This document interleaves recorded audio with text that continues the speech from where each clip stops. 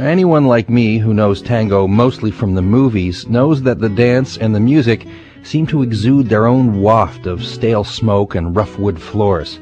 There's something gorgeously antique about the tango. But a new generation of tango lovers in Argentina is putting a new shine on this classic form. Today's first report is from Buenos Aires. En la puerta de un boliche.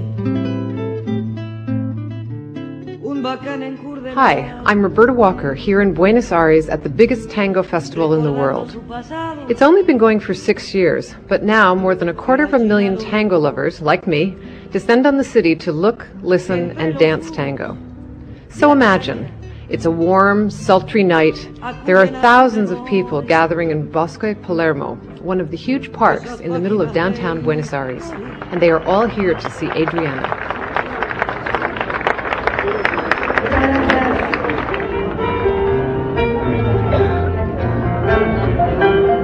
Adriana Varela is the patron saint of the new tango scene.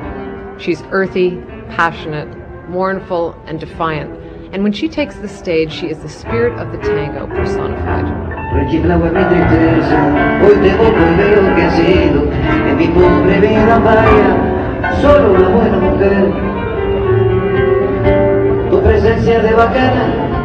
Puso calor en mi nido, fuiste buena, consecuente, y yo sé que me has querido, como no quisiste a nadie, como no podrás querer. Adriana's tango manages to walk the line between the traditional and the new tango. At the concert, the crowd is mixed with all ages, and it seems everyone loves her. Since the golden age of the tango in the 1930s and 40s, its popularity has risen and fallen. But the popularity of the festival is just one of the many signs that tango in Argentina is going through a revival, or possibly a renaissance. What was once considered the music and dance of people's parents or grandparents is hip again. And this latest round of Tangomania is driven by the young. According to the statistics on the Tango Festival, nearly half the people attending are under 30. During the last 10 years, milongas, or tango bars, and dance schools are popping up throughout the city to respond to the demand of a new generation of tango lovers. Carolina Simon is the general producer of the Tango Festival, and she says the tango experience for the new generation is very different than it was for her parents. I'm 40, and I think people like me, we are the lost generations for tango. Because when rock came in, young people began to think that tango was démodé, that it is sad, that it's depressing. So it wasn't in fashion. My parents and people who are older than 50 learned how to dance tango dancing. I didn't dance and I didn't like tango for many years. And now me and other people, we have to take lessons. That means that the way of dancing is also changing. Not only have the steps changed, but Carolina says there has been a fundamental shift in the whole tango experience. Instead of dancing live to orchestras like they did back in the 1930s and 40s, audiences today sit down on the dance floor and listen to bands concert style. When it comes time to dance, everybody wants to go strictly traditional and dance to the canned versions of the old tango favorites. Like the dancers, today's tango musicians learn their music at classical academies instead of bars.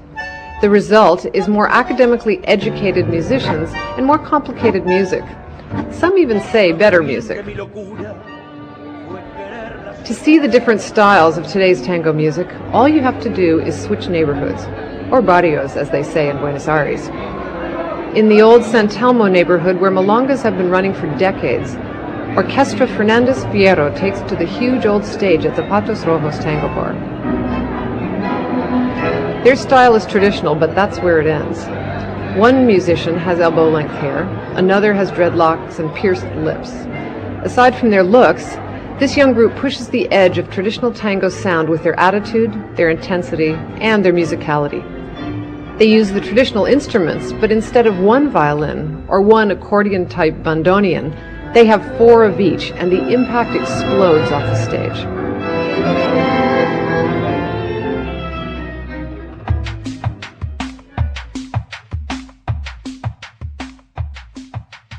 On the other side of town, you'll find a completely different tango. Over in the barrio of Palermo, Hollywood, which is the heart of the local movie business, the scene is slick, polished, and trendy. Tonight, the group Ultra Tango is performing in an ultra-modern bar. There's not an ounce of grit in this techno-tango concert. Some performers wear black suits, others have bleached blonde spikes of hair, and synthesizers share the stage with the usual tango instruments. To me, it has the feel of rock music with the twist of tango. But band member Leo Satriano has a different take. We are very close to the tango, more than techno. We play Piazzolla like Piazzolla wrote it, but we don't use classic instruments. We replace those classic instruments with synthesizers and samplers and analog synth. This year, for the first time, the Buenos Aires Tango Festival included a section on techno-tango. Next year, they're talking about having a full-blown outdoor concert and rave. To the purists, of course, techno-tango is no tango at all. But others say a healthy, vibrant tango culture has to have diversity. For Global Village, I'm Roberta Walker in Buenos Aires.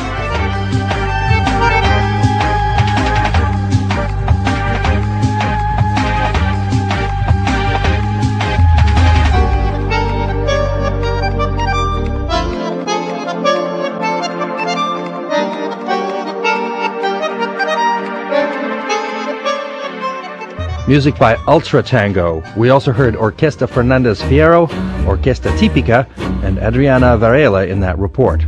The popularity of tango in Canada is growing too. I'll put some links on the main page of our website at cbc.ca/globalvillage. Roberta Walker is still in Buenos Aires preparing a story for an upcoming edition of The World This Weekend about an innovative programming using tango therapy to help deal with a sharp increase in depression in Argentina. We'll try to get a piece of that report to share with the Global Village as well.